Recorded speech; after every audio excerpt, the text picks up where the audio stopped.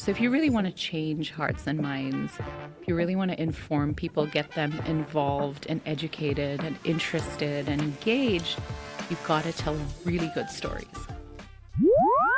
D.E.I. Diversity. Diversity. Diversity. Very diverse here. D.E.I.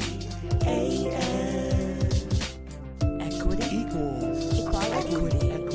Is equal to Diversity, equity, inclusion. AF. Welcome to the DEI AF podcast, where our promise is to be a trusted platform, where curiosity meets candor, and where listeners are not just informed, but equipped to engage in the work of building more inclusive and equitable spaces. We will always be rooted in truth, driven by facts, and enriched by experience. Now, today is special for a couple of reasons. First of all, we are recording today at probably the coolest podcast studio anywhere. We are on the 76th floor of the Columbia Tower here in Seattle, Washington, at Top of the Tower Studios. Today is also special because our guest is someone who doesn't just talk about inclusion, she lives it, she writes it, she teaches it, and she leads it. Ruchika Malhotra is an award-winning author, speaker, professional, and inclusion strategist whose work challenges conventional thinking about equity in the workplace.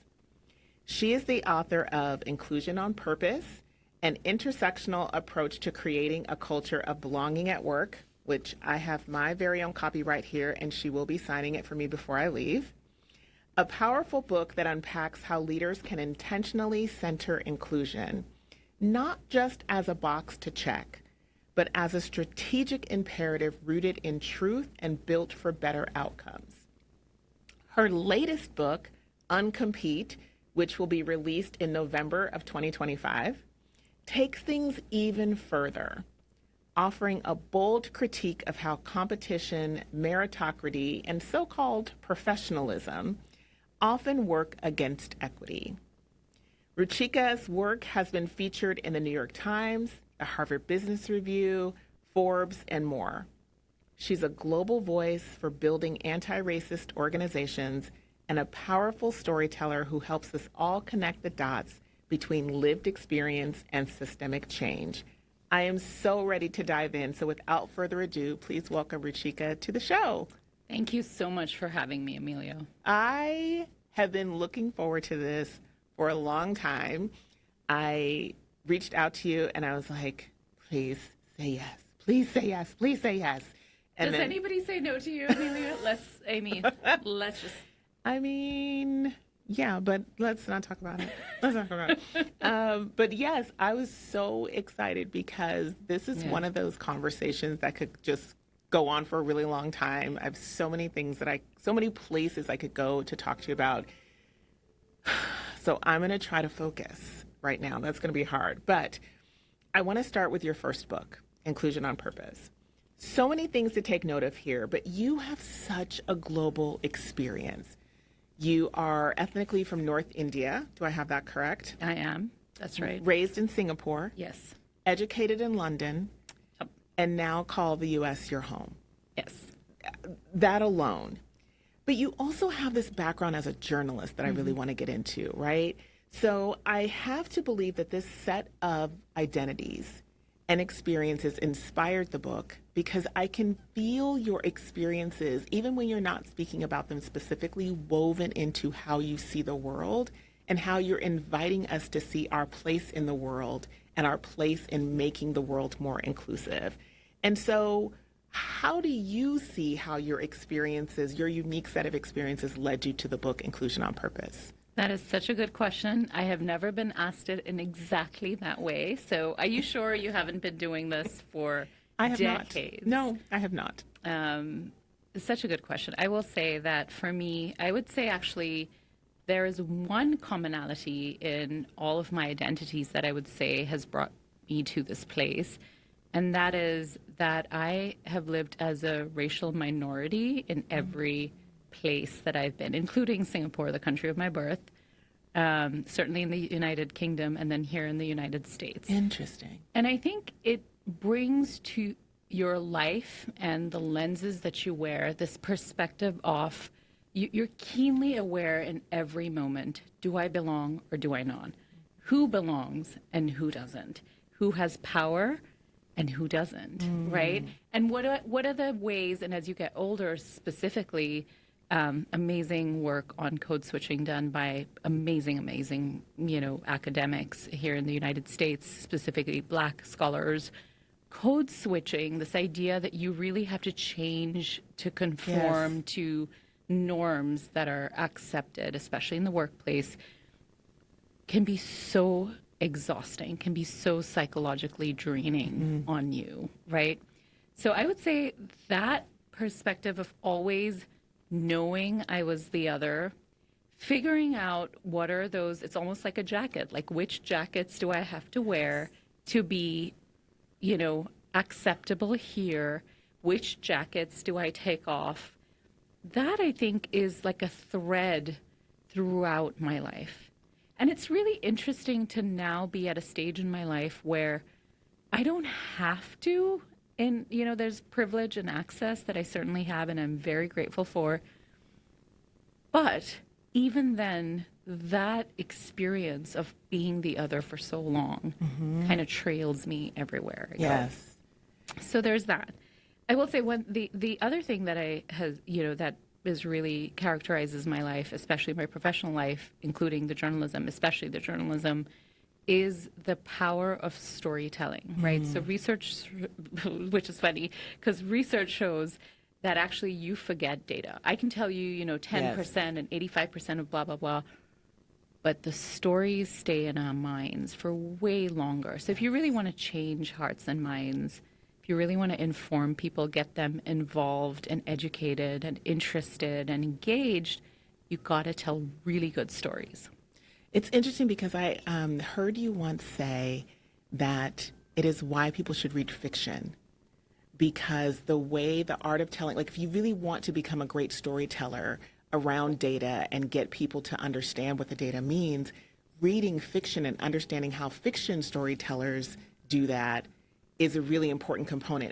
And that's why, right? Because you've really got to understand how to tell stories people remember. Is that right? Absolutely. It actually, the data that I cite specifically around fiction is on how it's so important. It's one of the most powerful ways to build empathy.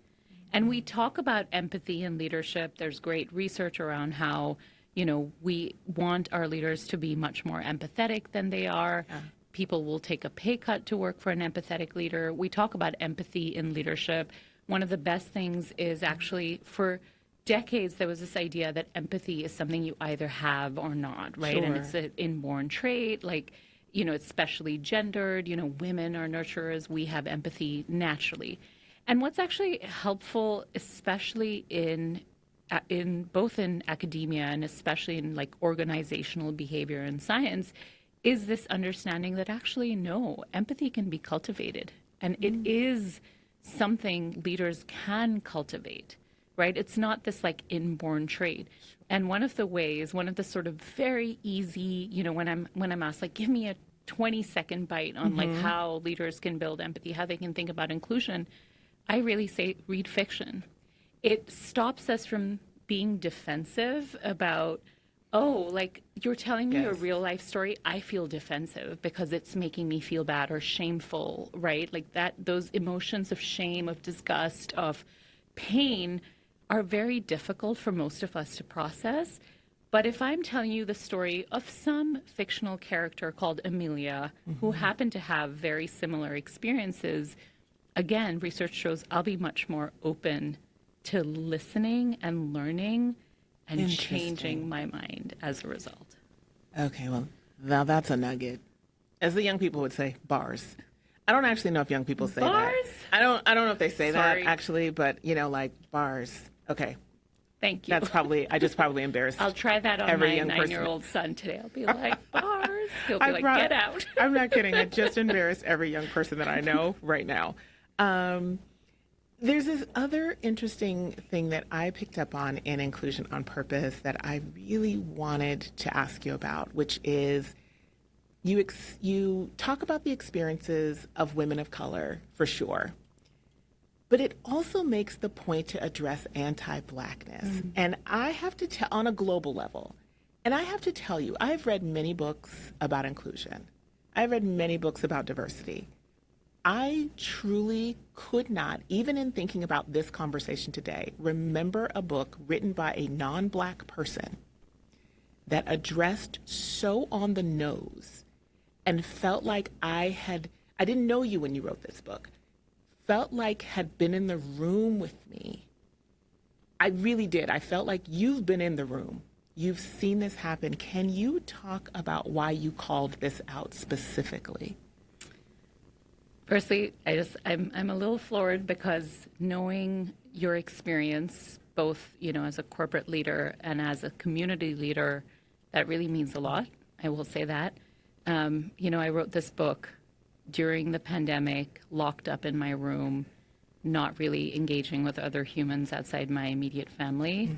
And when it went out into the world, I was like, is anyone going to read this? Like, what will the world look like when this book releases, right? So thank you for saying that. Of course.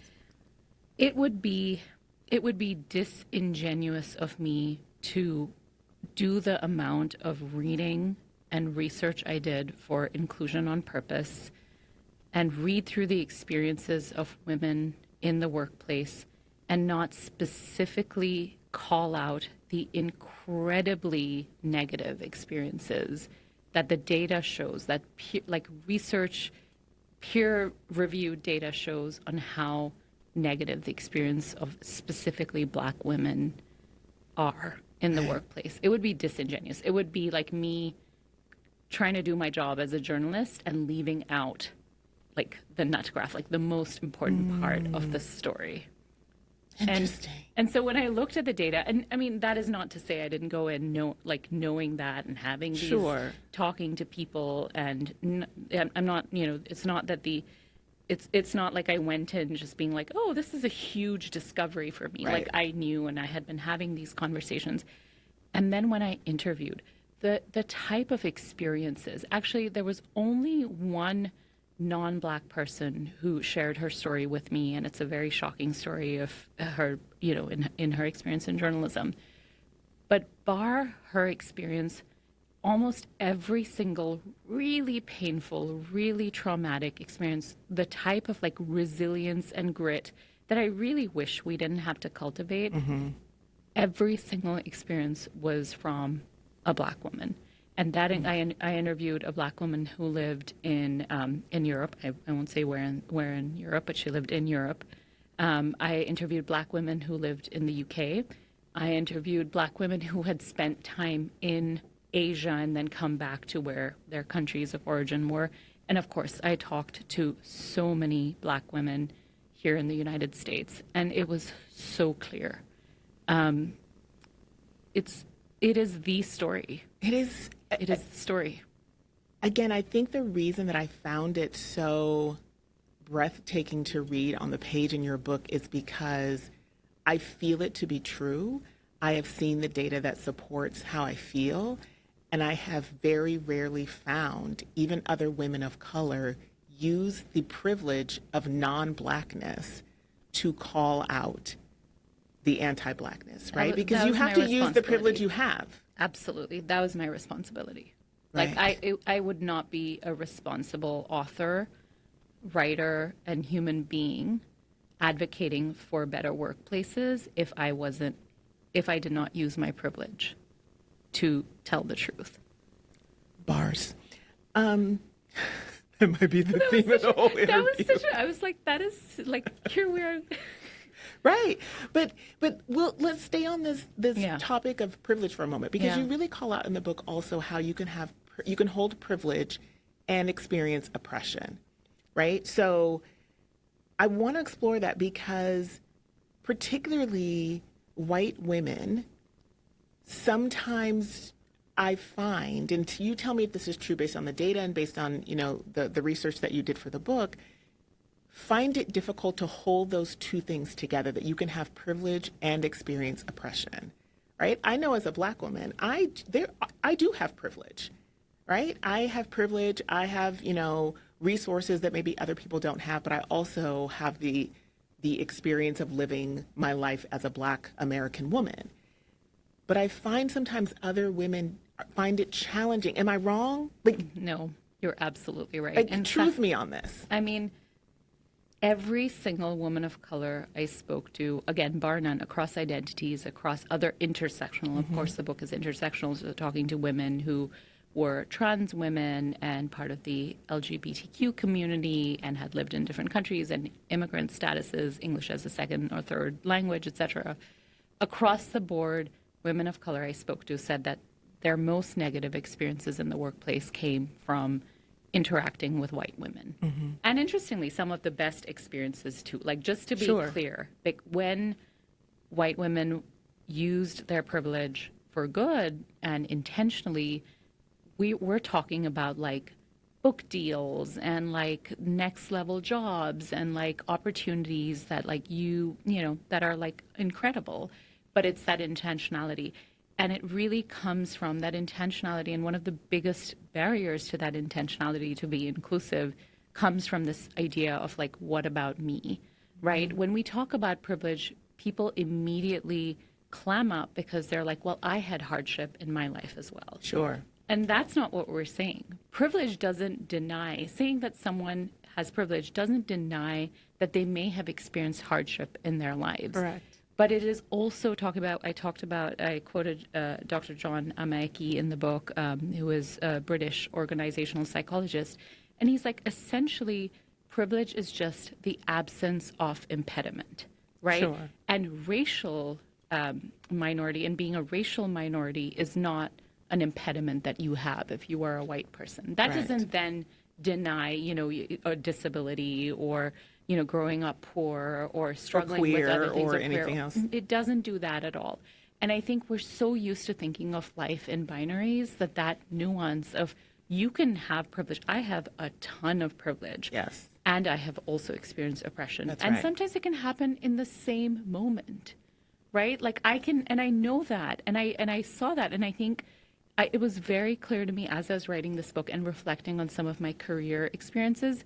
I would walk into a room and people would say, and especially, and this is, I know we're going to talk about NonCompete. It led to really me to write my next book.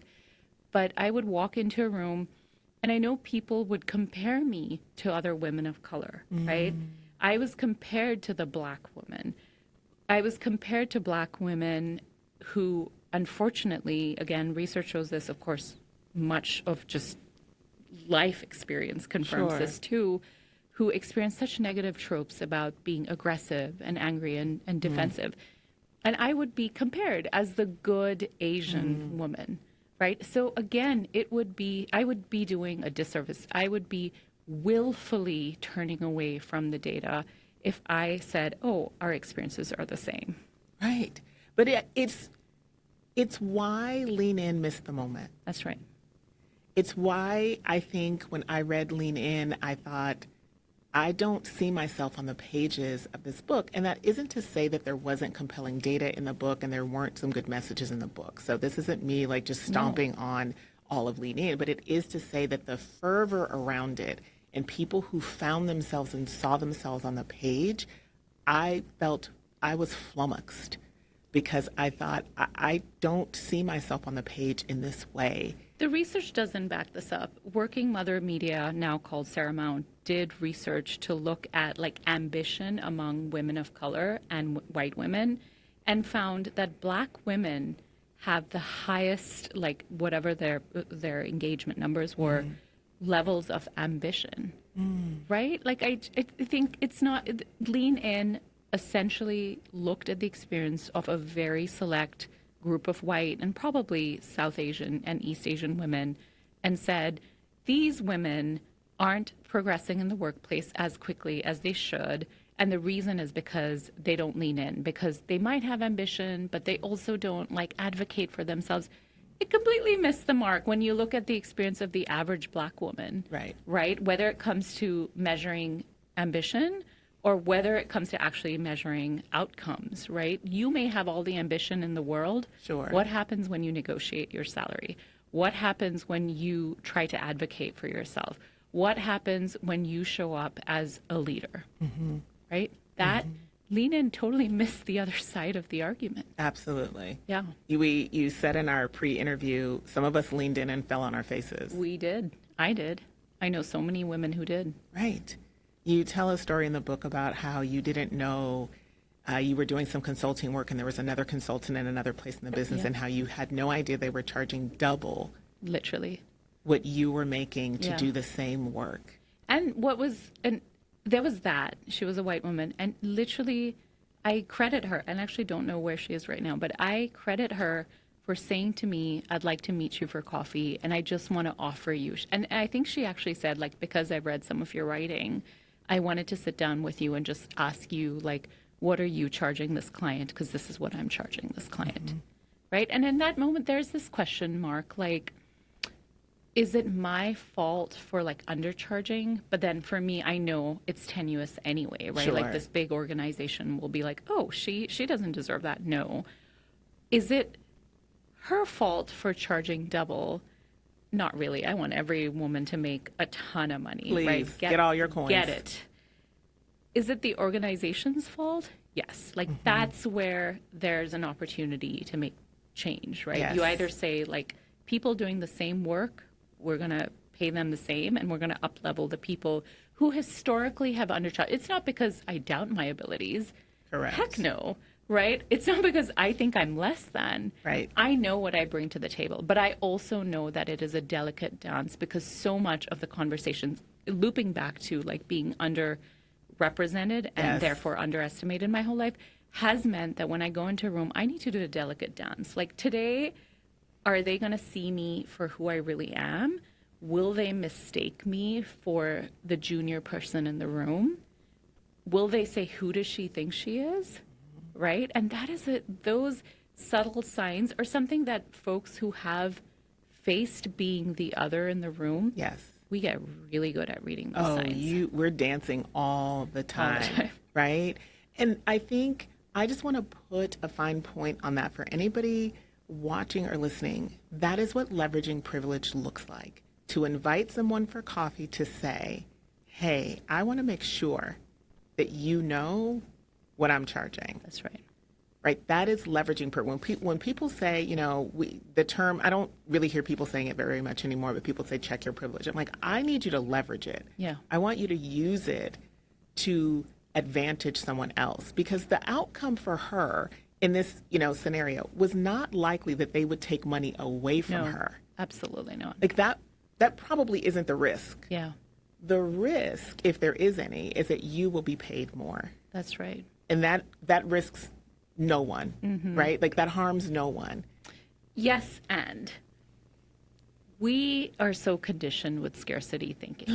So what she did was really incredible, and there are many examples of people who use their privilege for Sure. good in the book, in my life. There's just so much, and I feel really, really. I want to say that when I wrote this book, I didn't come from this from the standpoint of like I've had such negative experiences. I wanted to Sure. write this book as I have had largely a very privileged existence, especially in this country.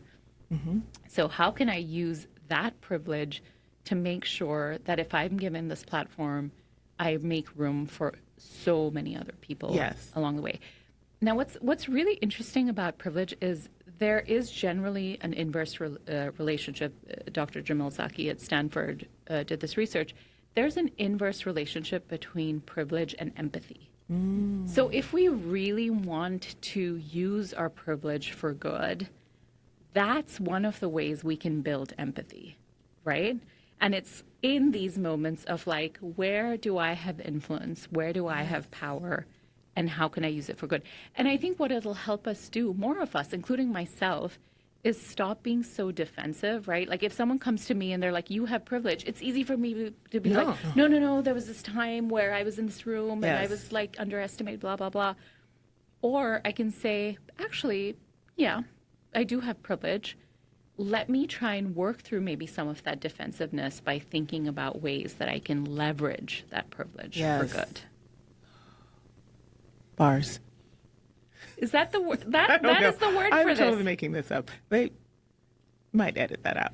But I think it's really good because I think it's that kind of truth that I think we have to be able to sit with, right? It's when nobody is there, when no one's asking you about it, but the moments where you can sit alone in your thoughts and really unpack what it is you can use to be helpful. Because I think the great thing about privilege is you get to keep it and use it. You don't have to give it up to use it. Right? Like, no one's going to take it from you if you use it for someone else. It's fantastic. It's not, it's fungible. So we can use more of it without having to feel like, if somebody asks me, for, $5 and I'm like, well, I've only got $6 in my pocket. Like, I might get defensive about the ask because, but if I know that that's a renewable source for me, like, I can still give that to you and I still get to keep the privilege that I have, but you get to have it too. Great. Fantastic. Who does that harm? Well, in a competitive society, we think other people And we're at Uncompete. and ourselves. We're at Uncompete. We're going to get to Uncompete. I have another question before we get to Uncompete. So in the fabulous book, here's my Thank copy you. here. On page 203. Oh my gosh. What? When people check me like this, Yeah, I mean, I get nervous. I'm I like, don't expect you to know what's on page what's on page 203. No, I don't 203? expect you to know. But you talk about why bias is bad for society, right? I really want you to expound on that. And because some bias, like we all have this, right? We all have bias in some way. So I don't think, and your book certainly isn't written from a framework that says all bias is bad. But I think what you're trying to get us to see and understand is some of the ways we have been shown and taught to bias are not serving the outcomes we say we want.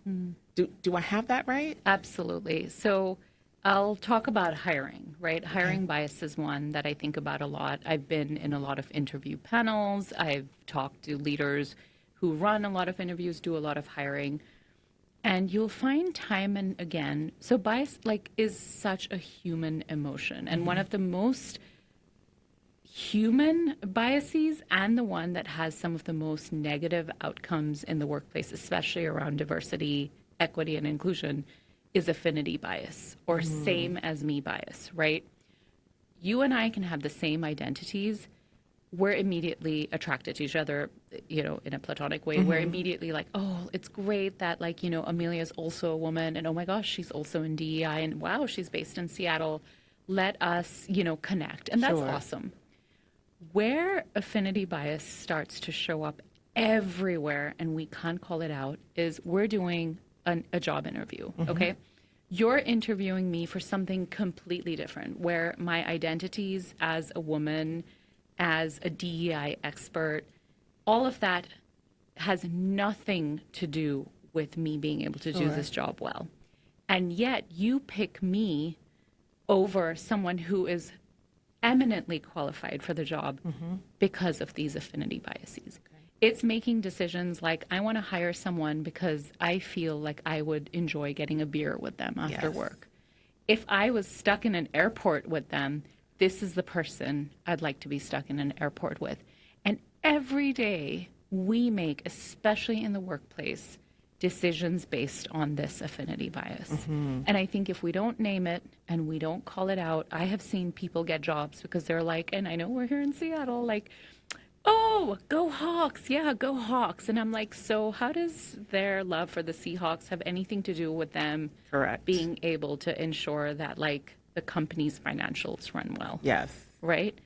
How does you being able to play golf or tennis or, whatever the sport du jour, I think it's pickleball these days. It's definitely Is it pickleball these pickleball? days, for sure. How does that make you a better leader? Maybe with sports there is some good, connection there, but still. Right. Right? We should not be making decisions based on this, and we do it every single day for very, very high profile Yes. roles in politics, in the workplace, in who we feel comfortable, looking after our Absolutely. kids because of these biases. Both these people are best slotted into these jobs, Yes. and these people don't have it in them to be in these jobs. I often say, I need you to tell me with words what capabilities you're looking for in the person you're hiring, because sometimes people say, well, I just want someone like Ruchika. Yeah. If you can go get me another Ruchika, Yeah. that would be fantastic.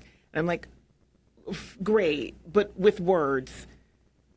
With words, I can actually put on a post on a job description. Tell me what it is she does or how she leads, because every day that this new person doesn't wake up as Ruchika, have they failed?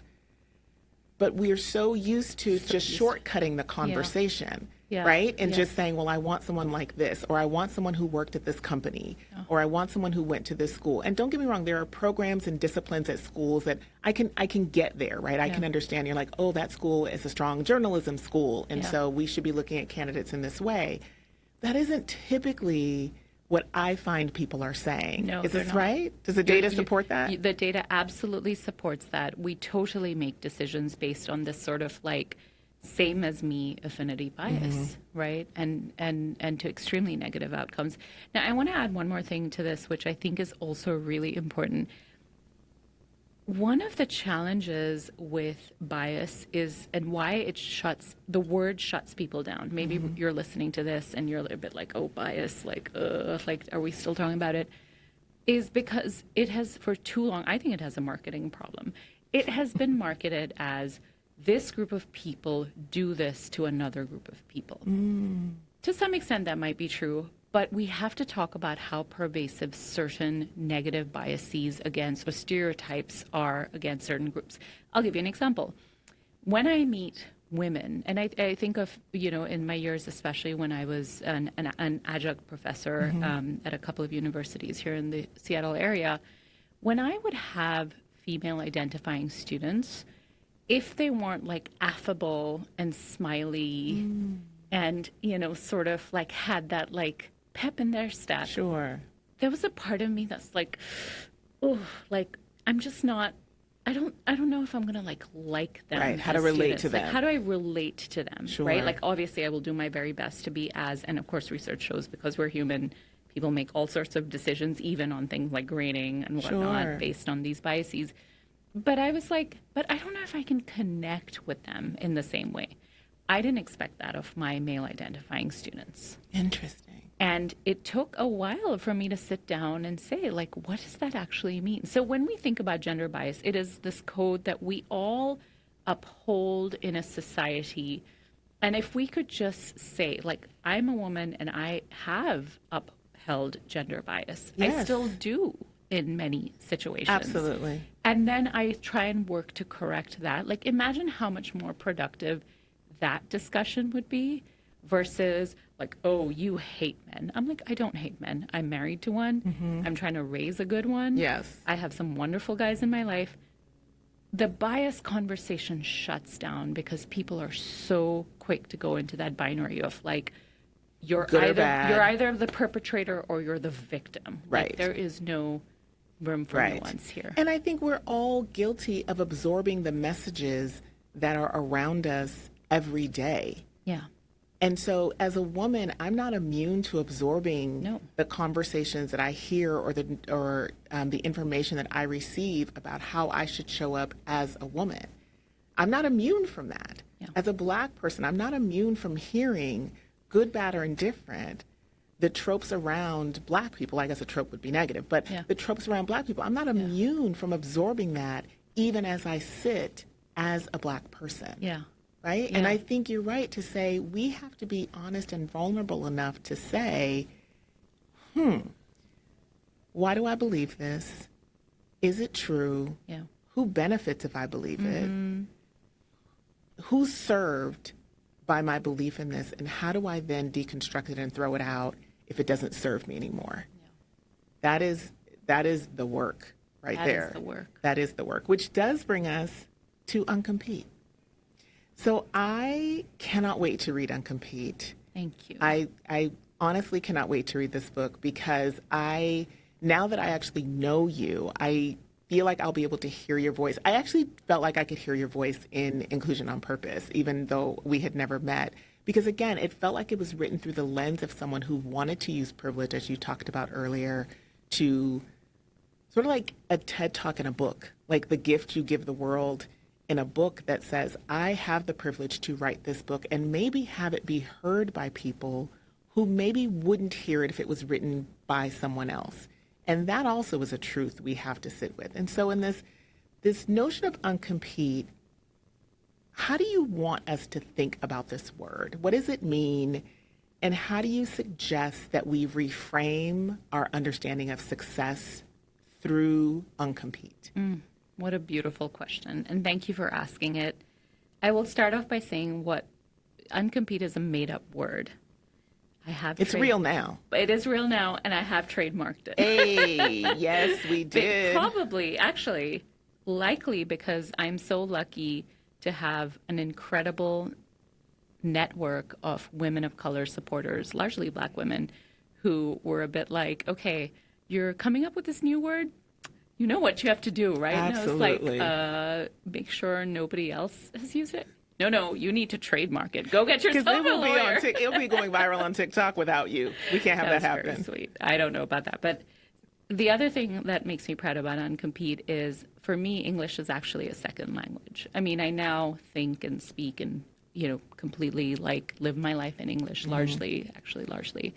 But I'm an immigrant who actually, for whom English until kindergarten was really, really tough. So it kind of gives me a little that frisson of pleasure when I'm like, oh yeah, I came up with a word.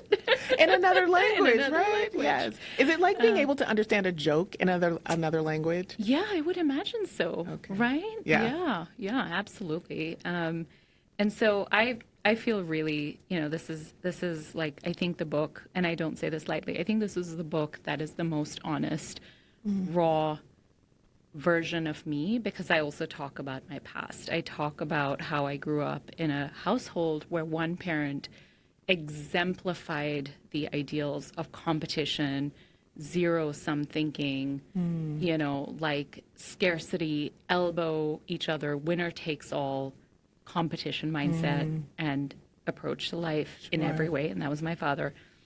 And the other was my mother, who was and is believes in abundance and we can have win-win and everyone gets to win and a rising tide lifts all boats in every situation.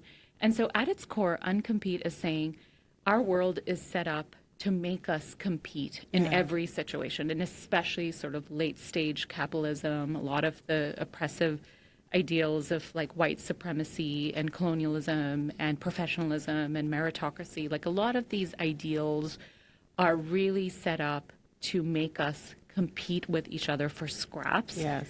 When in actual fact, research across the board, and this is why I've just started talking about the book, but there's such great and painful research about the number of people who go hungry every night all throughout the world, and how much food abundance we actually have and how much gets wasted, how much food we throw away, right? We have the tools to solve every single big problem you can think of today, whether it's childhood malnutrition, whether it's, I'm thinking of climate change. I'm thinking of every single big issue that we have. We could probably solve in our lifetimes, but it requires collaboration. It requires letting go of scarcity thinking. It requires us giving up, and this is where when we talked about privilege, are you giving up something?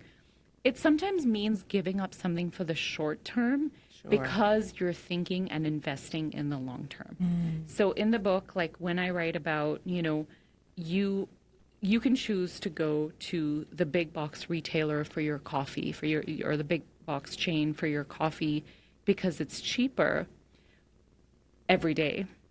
Or you could say, I'm on the same budget. I'll go to the immigrant-owned coffee shop in my neighborhood that has so much heart and soul, I'll go less often because coffee, Sure. costs double what it costs at the big box chain. But in generations to come, that coffee shop will hopefully still exist. Like I am investing in so that whether I have children or whether I have nieces or whether there are other people who come through this neighborhood generations from now, long after I'm gone, Yes. that coffee shop can still exist and still create the magic Yes. that I experience when I go in. And I think that takes a lot of like reprogramming, deprogramming, thinking about things in a very different way than we've been conditioned. And that's been made easy for us. That's the hard part. That's what I was thinking. I'm Yeah. thinking we have this expectation that it's supposed to be so easy. Yeah. Right? And without really setting the intention of what it is we're trying to create. Like, what problem are you really solving? Are you just solving, I need coffee today? Yes. Or are you solving something bigger than that, which is what happens to this community? Yeah. What happens to the people That's right. who live, work, and play here? What happens? Yeah. We saw in the pandemic when so many small businesses, went away because sometimes we couldn't, right? There were times we could not go out, but there were times we were making the easier choice. And we then saw businesses in our communities, I know this happened across the country and across the world, who just went away. And it makes me think about that movie, and I didn't know I was going to talk about this movie, so I don't remember the name of this movie. Someone's going to remember the name of it, where all the restaurants are Taco Bell. Do you know the name of this movie? No. It's like from a while ago. So now there are other people in the studio. Does anybody know the name of this movie? The what? The Truman Show? I don't know. Okay, Evan's like, I don't know the name of this movie. Anyway, somebody knows the name of this movie. It's from like the 90s or something like that. But all the restaurants, Wesley Snipes is in this movie, as is Sandra Bullock, if that helps anybody here. So anyway, all the restaurants are Taco Bell. And I remember watching this movie. I'm not a movie buff, but I remember watching this movie thinking, that sounds like the most horrible place to be. That's right. Because there was no differentiation, no community, no anything. And I sometimes think about the big box chains, as you said, as the bricks, but the smaller businesses as the mortar. Absolutely. That hold us together, Totally. that keep us going. Yeah. Even though we talk about the bricks, we talk about the big ones, we call it a brick wall, but it doesn't exist without the mortar. That's right. Demolition Man, thank you, Mark. And I have to go watch it, although Yes. I would never want to live. You don't want to live there. But what you're saying exemplifies like the truth of this book when I was writing it that came to me. It became so clear as I was writing it. We think competition is about the person who rises above all else. But actually, in almost every circumstance, competition is about the person who can fit in the best. Yes. You think about this in your corporate experience, right? Like it Yes. is about the person who could fit this mold the best. Absolutely. You look at it when you look at kids who, again, and when you have the gift of hindsight, I think of all the kids in my school who were like the weird ones who didn't get good grades, who were like, everyone was like, this person's the most likely to fail. They are doing incredible work right Yep. now, because they did not fit into that very standard box of like, you need to get these grades, you need to do this. So there's that. And then the other part of it that really worries me, and especially thinking about like schools and colleges, is how much there is this epidemic of anxiety and mental health challenges Yes. that come from this idea that like you have to completely fit into this mold. You have to constantly keep competing to fit into this mold. And I think that is something that we as a society really need to examine. What are we doing? And especially in the social media and No, AI but world. absolutely, because we think there's one way to do it. Yeah. You've got to get this grade point average, you have to get this SAT score, you have to go to this school, we're prepping from, grade school, Yeah. what college you're going to. That's right. And beyond, and then what you will do. And we're not making room for all the things people should do. Art. We're Yeah. losing it. We're losing it. Because we're saying success looks like this. Yeah. It looks like this 401k plan. It looks That's like right. this career working for this company, doing these things, being married, having 2.5 children, and Yeah. all. And is that the only way to be successful? Absolutely. And you're not. inviting us to something else. Totally. And I think that's hard because I think, given again my identities of like being an immigrant, being a woman of color, coming from a very conservative with a small c traditional South Asian family in Singapore, what I saw around me was a very standard way of being. And I always struggled with being too much, too tall, too loud, too large, too opinionated, you know, all of those things. And it's only now I can see that that was all my superpower, Yes. but it was so hard. And I think that's what we do to young people Yes. as they're growing up. We definitely do. And I think about, like you, I think about the people that I knew and the thing that they were teased for or didn't want to showcase, whether it was their body or their brain or something else. And I think that is your superpower, right? That is the thing that you will probably love about yourself later on if you can stay in love with yourself long enough. So beautiful. Because sometimes you can't stay in love with yourself long enough to do it. I heard Stacey Abrams say once that someone asked her a question about, you know, people have sort of harped on you and said that, you know, you didn't win the election, you didn't do this, and you're not smart, and you're too this and you're too that. And she said, you know, the beauty, and I'm paraphrasing here, but the beauty is by the time somebody told me I wasn't good enough, it was too late. I had love already been that. told how wonderful and smart I was right. by my family and the people that mattered and my community and my school and my teachers. So by the time somebody came along and said, you're not, good luck to you, Yeah. because I so deeply believe that I am. Yeah. And I thought that is the gift I want every person to have.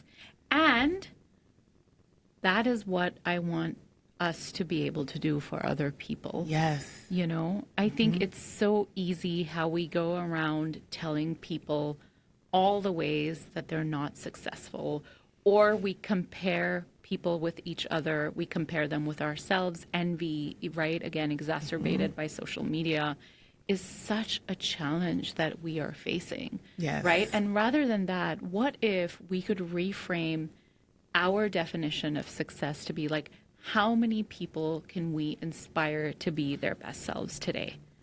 And again, and I think and of course it has to be genuine, but it really has to come from a place of like, I want you to win too. Yes. And I think we're so focused on, I just want me to win, that has to come at the cost of you. But imagine if you're the only person to win. Who are you going to talk to? And you have to, and have both of us not talked separately, right? Yes. Because we've just met. But have we both not talked separately to so many incredible executives Yes. who tell us like how damn lonely it is? So lonely. Now, listen, there is the person who likes to be lonely. There is that person who doesn't want another one. You got to watch out for that person. There is always that Yes. person, whoever they are, Black person, woman, Indian person, whoever they are, 100%. that is 100% okay with being the only one. Yes. That's not who we're talking about here, people. No. We are not talking about that person. Leave that person alone. Don't invest in that person. Yeah. Like mushroom Yes. them. Yes. Like just give them no sunlight, no air. Like just go on. Well, they need to heal. They do need to heal, but I that's- can't heal you. Yeah, no. It's not your responsibility. Let me be clear. It's Yes. not our responsibility to heal or fix them. Correct. But there are, like, as I was writing this book and as I started talking, in bits about it, a lot of people said, like, but there are some people who just are really toxic. Like, are you saying, and there was one person, I really appreciate her saying this. She's like, I don't want a book that tells women to be nicer. Like, I'm Right. sick of that. And I said, this is not that That's book. not the, no. I am not saying we need to be nicer. I am saying, yes, we all need to be kinder, regardless of gender. And I am also saying that we do need to leave unhealed people to Yes. themselves to heal. Yes. Right? Like, it's not our... And I want you to heal. I want you to heal. I absolutely want Yeah. you to heal. Yeah. And I do want to reframe what success looks like. And that's why I'm really excited about this book, because I don't actually want, I mean, here we sit on the 76th floor, and I have said to young people that I'm mentoring, do not climb to the top of the mountain just so you can be seen. Yeah. Climb to the top of the mountain so you can see what challenges there are, where you could best fuse your skills, gifts, and talents to better something. But if you're just going there so people can look at you and tell you how great you are that you're at the top of the mountain, I'm not going to help you get there.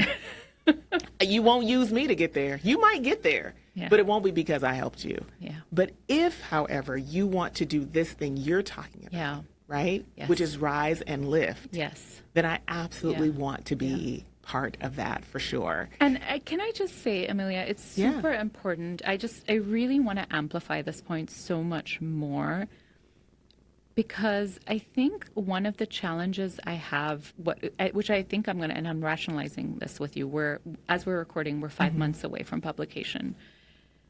People are going to come up to me and they're going to say, like, of course, like, you know, you should like be nice to other people. You should be kind to other people. You should amplify other people. Like, you shouldn't climb the mountain alone, like all of that.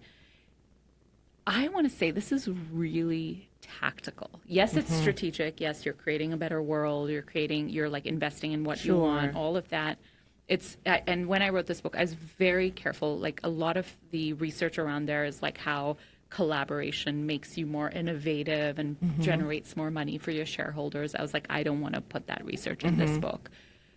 But I think it's also extremely tactical, right? And I think that is where we often miss the opportunity to really uncompete, because what happens is in our minds, we're like, like everyone deserves to be treated fairly. Everyone deserves to win. A lot of what we see in DEI.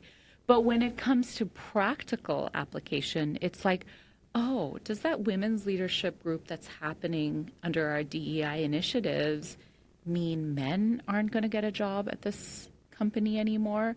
Oh, like they brought in a new Black woman on the C-suite. Like, does that mean white people won't be able to, ascend to leadership here? And I want to tell you, this is not a made-up example. I've heard these things. I have heard it too. I have heard it so many times in the consulting I've done. And so this is really practical. This is really, how do we get people to reframe their minds and recognize like how much inequality in society impacts them? It does no good for me to drive in my like $100,000 car past these swaths of this city where people are struggling to live, where people are struggling to put food on the table. Like, that should be a measure of failure for me. Right. You know, and we don't see it that way. And hyper turbocharged by the individualism that we see in America and in this country. Like, okay, see, we're going to be here for 5 hours, people. We're going to be here for 5 hours because I could go down that one a long way. Yeah. So we're starting to talk about practical, like how this is tactical, how it's practical, right? It is strategic, it's way up here, but it also comes right here, right, between people, and has to sit in a real place. Yeah. And so I always want this conversation with people to lead to something that someone can take away and do. Yeah. So what practical advice do you have for someone caught up in a competitive dynamic? Yeah. Whether they're at work, whether they're at school. Because sometimes I think we think opting out might be the way to go. I don't want to compete like this, I'll opt out. Or I've got to then be faster, stronger, smarter, better, more connected than the person I'm competing against. How should someone practically reframe this? Yeah. I think the practical question is, what do I really want? We don't stop and ask that. So, for example, you and I could be coworkers. I mentioned this example when we had lunch earlier. You and I could be coworkers. We could have had an incredible relationship. I love that, like, Amelia and I can, really talk about anything, really solve problems together. Our boss comes to us and says, the two of you are up against each other for this promotion. And in that moment, the knee-jerk, the conventional ideas of success are like, of course, like, we just need to compete with each other. Like, There's no room for any other question, right? Like that means then I'm not leaning in or whatever it is. Yes.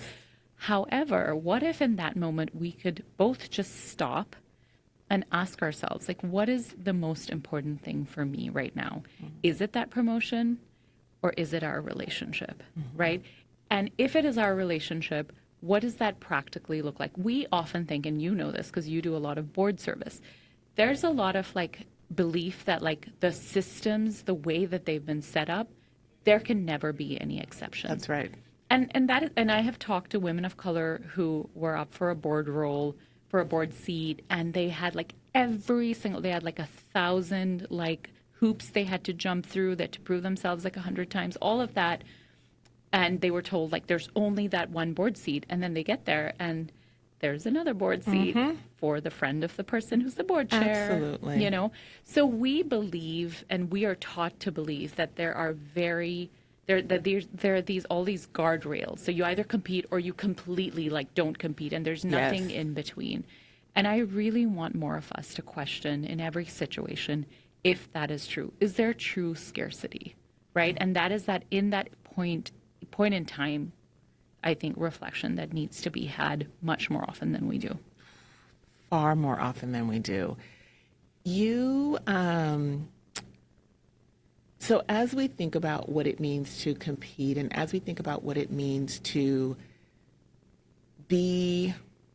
reframe, right? I'm using that word a lot because I think you're offering us the opportunity to reframe things and to see them a different way. You wrote publicly about changing your last name. So after years of marriage, right? You've been married for several years for personal reasons we don't have to get into. You decided to change your name. If you want to read about it, she's written about it. You can go find that. But you said something during our pre-interview that really stayed with me, and you said it was one of the hardest public decisions you'd ever made. And I really just wanted to unpack what was hard about that for you and what led you to make the choice anyway. That is such a good question. It relates to uncompete, actually. So it was really hard because think of the number of times that we've allowed women, let alone women of color, to publicly change their minds. I need a tambourine Right? because Like it is so, and we hear incredible celebrities, you know, actresses and musicians, a certain one who has like redefined country music for Yes. me. I mean, I did not like country music until Beyonce. I mean, I just thought like more Yes. than anything, I was like, there's no space here for me. That's the part. And now I suddenly, loved like- country music, and suddenly I was like, oh, now there's more space. Yes. Now Right. it's okay to like it. Yeah. So how we are so good at assigning like this is who you are and you better stay in your lane. Part of competition, right? Who does she think she is? And so there was already a lot of trepidation. Like, will I be accepted? Like, will people be able to like find my work? Will I be able to build this body of work that now spans decades, right? In journalism and in writing and the other work I do. I did it anyway. I did it anyway for a very important reason. The epilogue of Uncompete, the last chapter, like the last few paragraphs, are really about what it means to be a good ancestor. And what does it mean to create a legacy that you want to leave on this world. And that's, for me, the big reason why I want more of us to uncompete.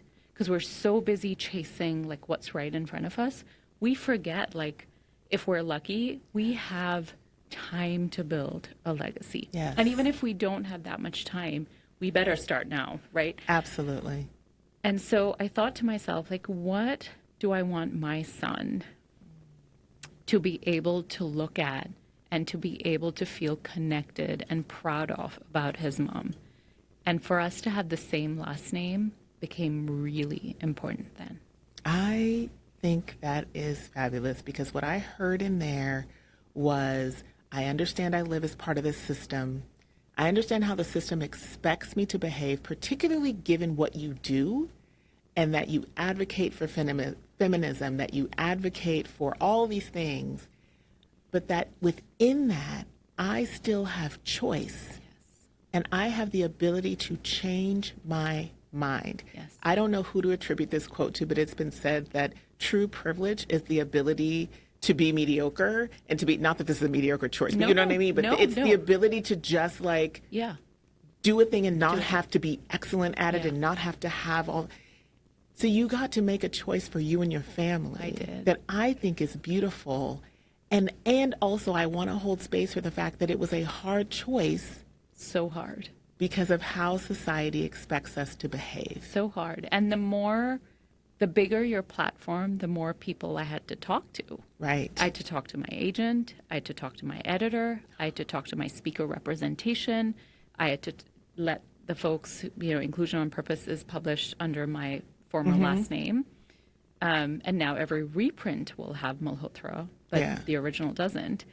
It was it was agonizing. The decision was agonizing. And then there was that question of feminism, like, oh my gosh, like I said I wouldn't take my husband's last name. Like, look at me doing this publicly now. Like, it's not, I didn't change my name on like Instagram. Like, it's a thing. Right. It's so. But you also said, which I was very heartened by, that you've mostly gotten good feedback from people since that decision, which warms my heart because, again, I can see you sitting in that place of, this is a big decision. I have a big platform. I'm known by a certain thing, but I also know the expectation people have on me. Yeah. But I think you probably freed more people to make a different choice for themselves if that's the choice they want to make. So I want to thank you for that. Thank you. It was incredible to hear from people who had agonized, like through divorce or through losing someone or changing something about them. It was, speaking to especially, I heard from quite a few trans women, and it was powerful. And I just want to wrap that up by saying that, again, in Western traditions, you're not allowed to change your mind, right? Like science dogma, like you can't change your mind. In so many beautiful Eastern and indigenous traditions, there are many, many tribes, Native American indigenous tribes, where you actually can you can have your name changed throughout your life to reflect the evolution of who you become throughout your life. I had someone that told me that their mother-in-law, this is a woman who's married to a man, that their mother-in-law told them that it wasn't right that she didn't take her husband's name as part of their faith belief, that wasn't right. And I was like, I've read most holy books a lot. I've not seen that. No. So I'm gonna need to challenge that. Again, you get to make the choice you want to make. Agency. It's the agency you have. I'm not telling you need to or don't need to. I'm saying it is your choice, and you should hold space for what's right for you and your spouse. Like what makes sense for you. And I'm the first person in my entire line of female ancestors that can. So what an opportunity. Say that. Like first person to be educated, a female, well, actually in my family, male or female, to be educated in a 4-year college, to get to choose like whether I wanted children or how many, to be able to have financial agency. So like. And when we talk about like being our ancestors' wildest dreams, I know that I am because I have agency. Yes. I am not because I have money or I have this car or I drive this thing or I have this shoe that's not why I am. No. I am because I have agency they didn't have. So beautiful. And that's I think what they would be so proud of. Yes. Right? For all the pain, for all the trauma. Absolutely. That somewhere down the line, Amelia could have agency and make these choices. How powerful is that? It is so powerful. It means so much. Okay, before we get to our lightning round, because you remember the lightning round is coming. I thought I was supposed to prepare for that, and now it really is a lightning round. We talked about leaving our audience with some practical tools, and you lay out, I won't quote the page number, you lay out an adapt process in your book. Can you talk more about this and how people, whatever level they are, whether it's in school, community, workplace, how they can use the adapt process to be more inclusive on purpose? Yeah. Actually, because I know we're running low on time, I will say that the frameworks that I quote in the book, both that I created for the book Bridge and Adapt, are across the board. They're Yes. useful and can be specifically in the workplace can be very useful. But I really want folks to think deeply about the concept of psychological safety. And I really want us as leaders, whether we're community leaders or organization leaders or within our community of friends and family, like how do we create psychological safety in a way that really allows people to speak up, to challenge, to take risks, to fail, and know that they're still welcome. And that was what the ADAPT Yes. framework was for. Yes. But this concept of psychological safety, pioneered by Dr. Amy Edmondson from Harvard Business School, really was this concept of like, what does it take to really like do the hard things and still have people have your back? And I know that's not the case for so many women of color. Right. And so when I think about like, this bridge between inclusion on purpose and uncompete, it's how do we create a world where so many more of us can do all the hard things and still know that we have a place in society, that we don't have to compete for those scraps. We don't have to elbow each other out of the way, right? Like, how do we do that in a very practical way? And I get into that in uncompete. I look at it in the workplace with inclusion on purpose. But for me, that is like the big question. Like, how do we expand the table rather than narrow it constantly, which is what competition does. And a bigger table means better ideas and more solutions, right? You said there are no easy problems left. There's nothing easy left for us to No. do. The challenges in front of us are solvable, Yeah. but we have to have a table big enough and to collaborate across that table and create the trust Yes. between us to allow us to do that. So Yeah. I think that is fantastic. Thank you, Ruchika. Thank you. Now, the Oh, lightning round that you gosh. did not prepare for. I mean, did we not talk about these things? I'm like, we You're did. ready. We did, but I because I was so nervous about it, I put it out of my mind, and now here I am. I'm like, oh my gosh, okay. You're ready. These aren't hard don't- questions. Don't freeze. I Okay. promise. It's going to be good. Okay. What is a book or movie that changed your life? Cast by Isabel Wilkerson. I would read Absolutely. anything that woman wrote. Yeah. Yeah. Anything. Anything. But that global, I know this is lightning around, but that global perspective of how interconnected our oppression and therefore how interconnected our liberation is was really important for me. It actually put into words what like little Ruchika saw in all these different like countries I both visited and lived in, but like was never able to articulate in, Yes. like in this beautiful, very, very important read that I wish every single high schooler got it. I do too. You know? So for those that haven't read it, it connects the Third Reich, the Indian caste system, Yes. and American Yes. enslavement of Black Americans Yes. together, and talks about this caste system, that it's Yeah. really not just about race, it's about caste. And Yeah. so I highly recommend this Highly. book. Highly recommend. Today, we're in 2025. We have had a shape-shifting election that has caused many companies and other institutions to pull back from DEI. How should companies think about that? And meaning, as they think about what they want to do next, and as you have frameworks for inclusion, for how to make organizations and people within organizations better, how do you keep a focus on that when you have a government saying, this isn't important anymore, we don't need to do this? But you might, even as an individual or leader within an organization, know or understand that we create better outcomes with this. How do you hold this, and how do you help move an organization forward, or should you? This is such a tricky question because I will say this.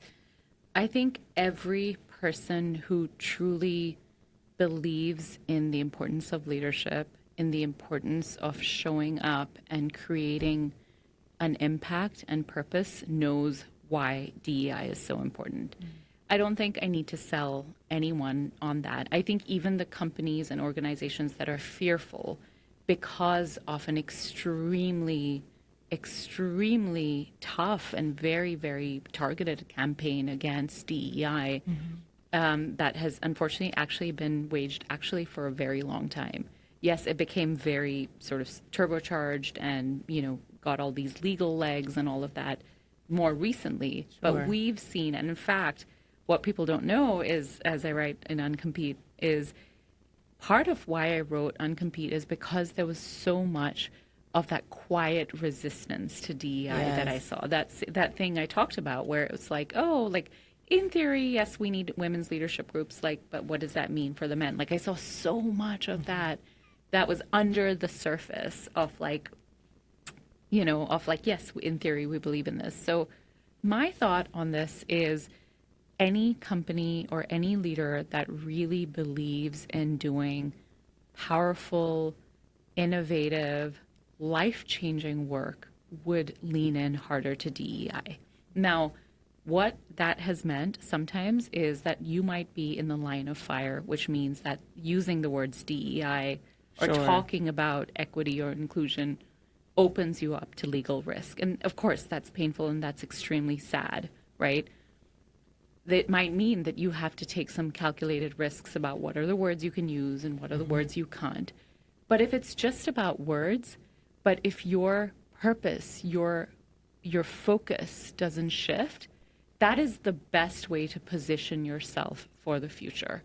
It is like saying, to me, the way I see it, is the way like maybe in the 1990s or in the 2000s, people were like, oh, the internet, like that's not like something, we don't need to worry about the internet or the internet is bad, right? It's too late. It's already here. That's right. Right? In the same way I talk about AI, like I'm not saying, I'm not an AI denier. Yes. Right? My point of view is not that AI is not going to change things. My point of view is AI is going to change things and we better be prepared. That's right. Right? In the same way I'm saying DEI is already here.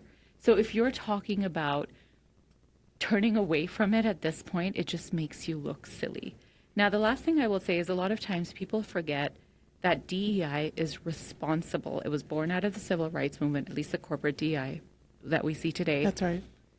Was responsible for things that we may never even think about, right? And that we take for granted.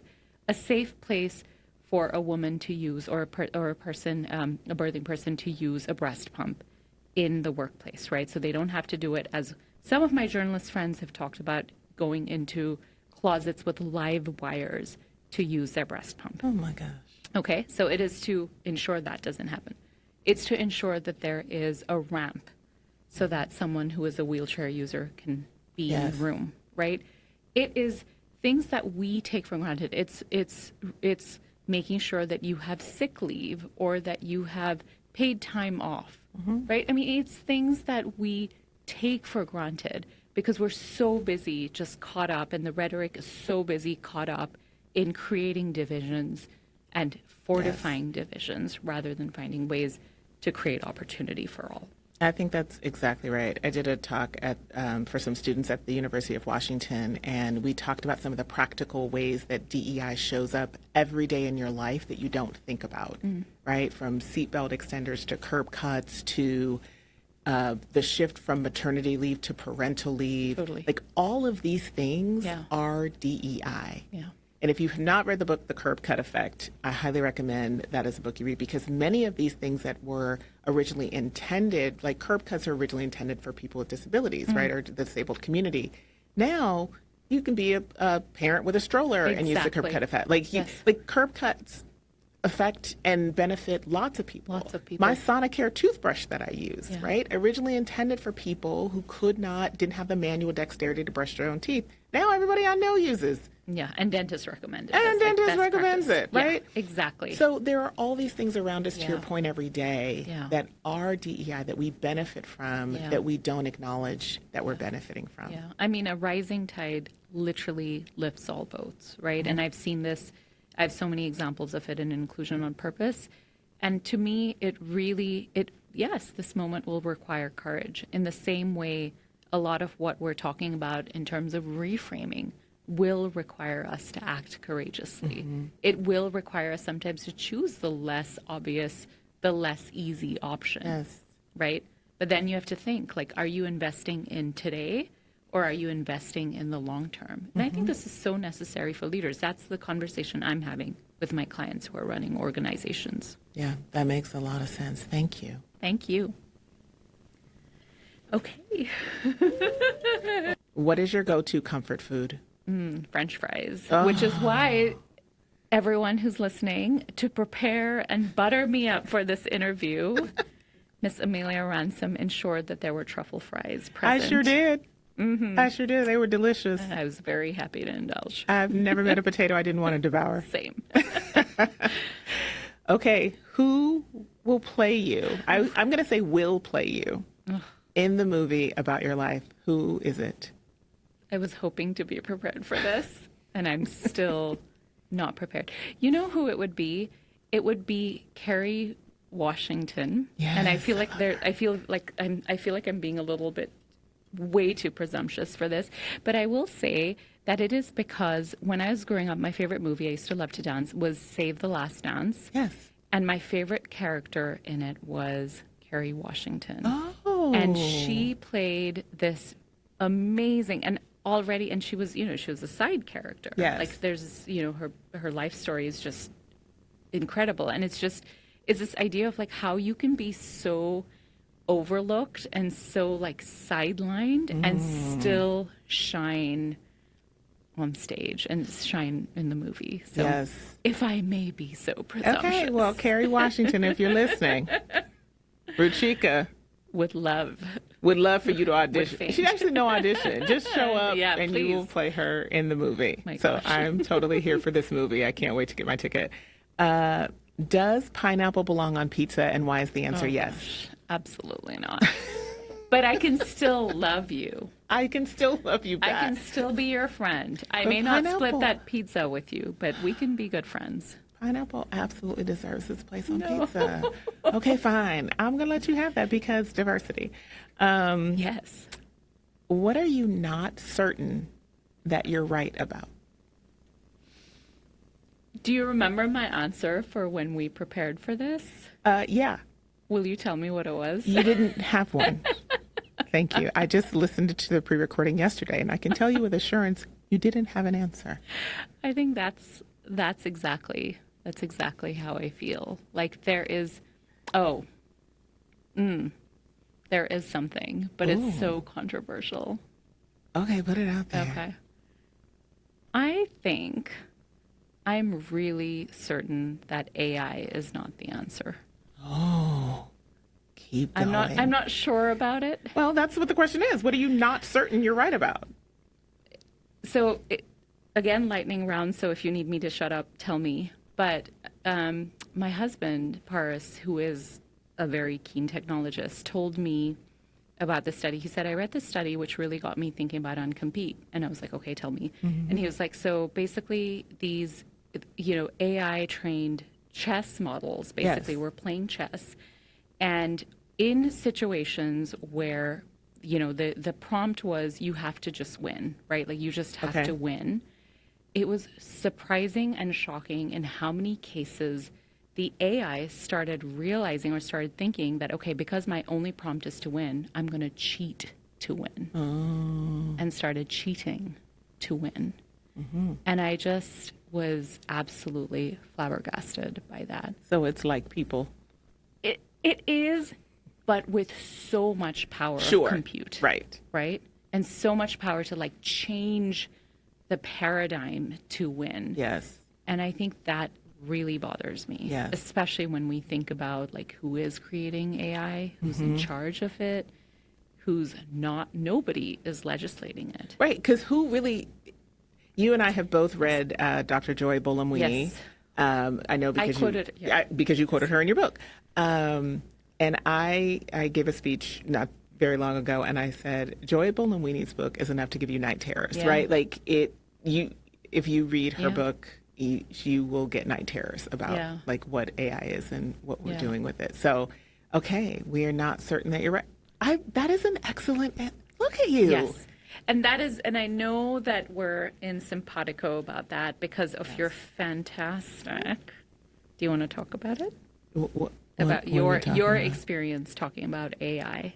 Oh, well, yes. I did a Pachakacha talk you about did. AI, and I didn't know that the topic was AI. I said yes because I really like the organizers, Ana Pinto, and I said, yes, of course I'll come and speak at your thing. And then she said it was about AI, and I was like, ma'am, I don't know anything about AI. I have no idea why you invited me to this. And I then, like, literally on a Sunday, angry wrote this speech about AI and said, I'm not really afraid of AI. I'm afraid of us. Yeah. I'm afraid that AI will reflect The worst. the worst about us and that we will blame AI and not ourselves. Because we will see this thing as separate and apart from us that is really learning from us. It's kind of like when your kid, like I have a friend whose kid like learned how to say the swear words properly. And she was like, I have no idea how they know how to do this. And I'm like, Pot, this is kettle. I don't know how you don't know that your kid. She's like, my kid can swear appropriately. And I was like, yes, but even in her, she literally pushed out like, where could they have picked that up? Instead of saying, my child spend most time with me. My child is at an age that they spend most of their time with me and their other parent. So the likelihood is that they got it from me. And I literally fear we will do that with AI, where we will say, oh, but the way that we hire and we systematically, rule out women or people with, quote, ethnic sounding names or people who went to HBCUs or da-da-da, that we will somehow think the model is wrong, but the model got it from its mama and daddy. Totally. So, You're so right. That is my fear of AI, is is that we will not understand that it is a reflection. Yeah. Right? Magnified. And with power. And with power. So, thank you, Ruchika. It has been fabulous to talk to you. For all of those of you who are watching and listening, you should still pick up a copy of Inclusion on Purpose because you can't have mine. It doesn't even have a book jacket. This is how you know if I've actually read your book, it does not have a book jacket on it. I know this. Because I don't, again, this. Publishers, yay for you on book jackets. But if I'm really going to read and engage in a book, I can't be bothered with the book jacket.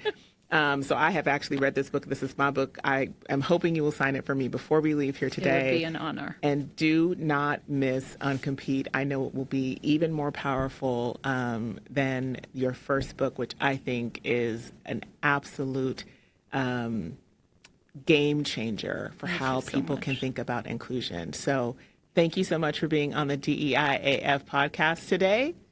Thank you for holding so much space. All right, y'all. Enjoy the view, and we'll see you soon.